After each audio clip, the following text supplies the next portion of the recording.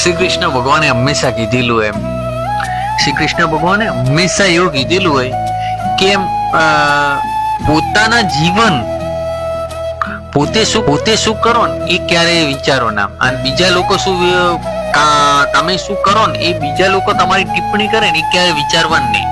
તમે જે પણ કાર્ય કર્યું છે ને, જે પણ કાર્ય એ બેસ્ટ જ હશે, અને એના માટે પરિણામની રાહ જોવો. પરિણામની રાહ જોવી જરૂરી છે. પરિણામ આવશે, બેસ્ટ જ આવશે. તમે ક્યારે નિરાશ ના થાવ, બરાબર? એટલા માટે આપણે એક જ સંદેશ એમ, લોકો માટેનો એક જ સંદેશ એમ કે તમે રાહ જુઓ. તમે જે કર્યું તે બેસ્ટ જ કર્યું, અને એ બેસ્ટ માટે થોડી વાર માટે રાહ જુઓ, થોડો સમય રાહ જુઓ. સમય જરૂર, હાલ તમારો સમય જરૂર નબળો હશે, પણ રાહ જોશો તો ચોક્કસ તમારો સમય આવશે ને આવશે. ઓકે, જય દ્વારકાધીશ.